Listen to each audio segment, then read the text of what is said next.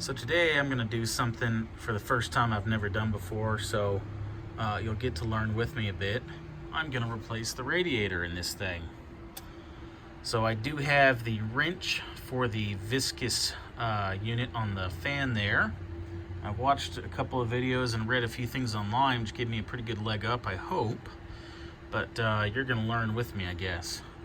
So I put some Croil, this wonderful, wonderful stuff, on there to help out break nuts loose, but I'm not sure I'm going to need it because things aren't terribly rusty. So I'm going to get the fan shroud out of the way, and I'll probably have to take off these little supports, it looks like, to get all this out. Probably hit those with Croil. Something in here is holding the intercooler in place also. Yeah, let me keep working and see what I can figure out. I got the fan shroud out. Now, let me tell you what I learned about doing that. The upper radiator hose had to come off. That's okay, I was going to replace that anyway. The intercooler outlet, is that outlet? Let's see, which way is which? Yeah, outlet, okay. That had to come off. And my whole airbox canister had to come out of the way, which is a little difficult to do apparently because it wants to hit right here, which I don't know why it wants to do that. Maybe because this is this was originally a 2.5 non-turbo and now it's got a 200Tdi. Maybe something's a little different, but that sure does like to fight you to come out. Well, at least if it's attached the way it should be down there. So let's see, I got that out of the way. A couple of small 8mm nuts that go on these studs, and then the fan shroud just lifts out. Seems to sit like down in a couple little grooves down there, if you can see them here. There's two of those it sits in. Let's see. I just got off this bracket up here, and there's a couple of 10mm bolts that hold it down in there. There's a couple of other 10mm down there I'll need to do to get this out. Let's see, there was a 13mm here. Probably should have been a couple of 13mm, but I seem to be missing some. So I'll get this out of the way. Apparently that's also part of my hood prop, so I'll have to make sure the hood doesn't fall on me. Now, what else have I found? Well, there's plenty of dirt came out, so it's caked up in dirt. Looks like it's a brass radiator, all metal. The fins haven't just rotted off, but it's pretty dirty. And look over my intercooler over there. It is just like caked up in dirt, so I can't be working too good.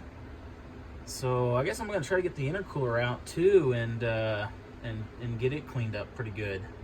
So you know, more and more work all the time. You know, I set out to replace the radiator, and I'll probably spend more time trying to clean the intercooler than I did replacing the radiator. So let's see. Boy, easy access to my belt right now. I probably got a new one of those sitting around somewhere. I'm not sure I need it. It looks okay. So, and look at that random bit of wire shoved in through the. Somebody, is that somebody a lock wire thing? What the hell's going on there, huh? That's weird. I also have a new radiator hose here. I apparently didn't get this one. There's some others, but I'll do these big ones at least. Maybe I'll go ahead and get that ordered. Keep it around in the vehicle for when it breaks down the side of the road. So, okay. Well, let me get to work and get the radiator out and the intercooler out. Okay, I'm breaking the oil lines loose, so when you do this, make sure you got something underneath to catch the oil, paper towel nearby. On mine, I found 15/16 fits the flared part of the fitting nicely, and then the adapter, I've got a 1" on, so you'll probably need both of those. I don't know if the sizes vary or if they should be imperial or metric, but 15/16 and 1" is what I found worked for me here.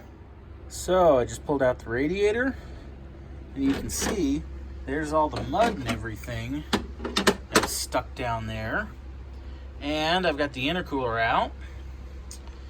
So I'm gonna get the pressure washer and blast all this down best I can.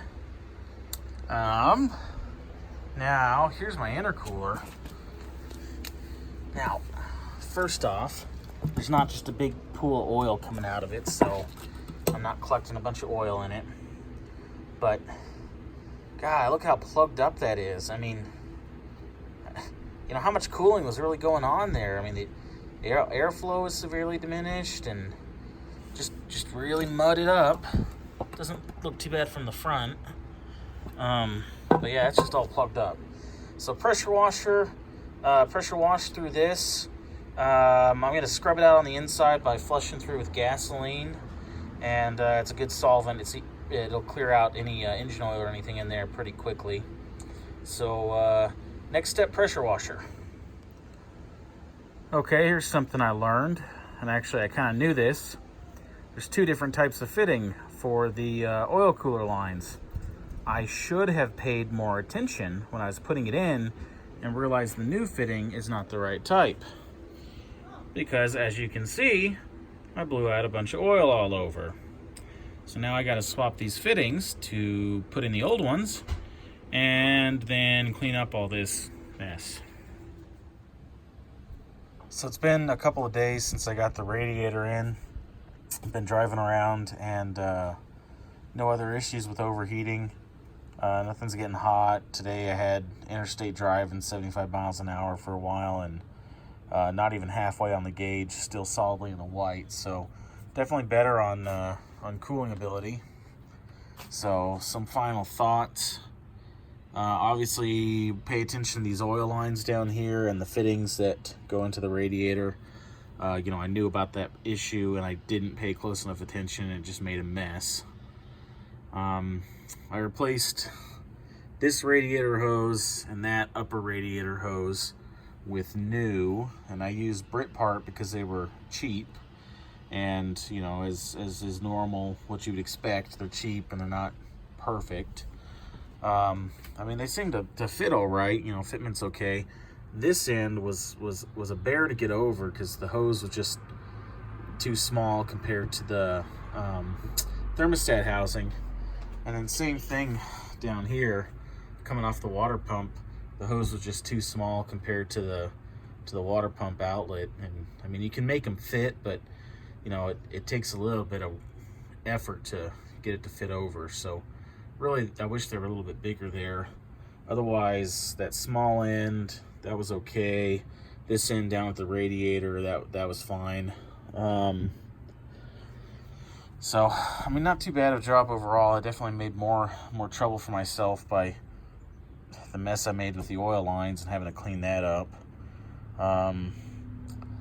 My stuff's a little goofy, I'm assuming, because this wasn't originally a 200Tdi engine. Like, this bracket, something's like somebody cut at that and somebody cut at something here.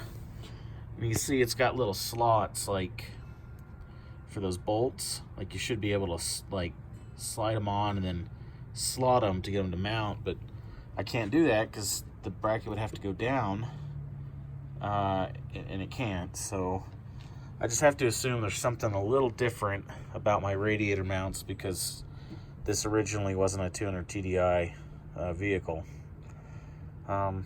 Yeah, I mean, not too bad of a job otherwise. I got it done.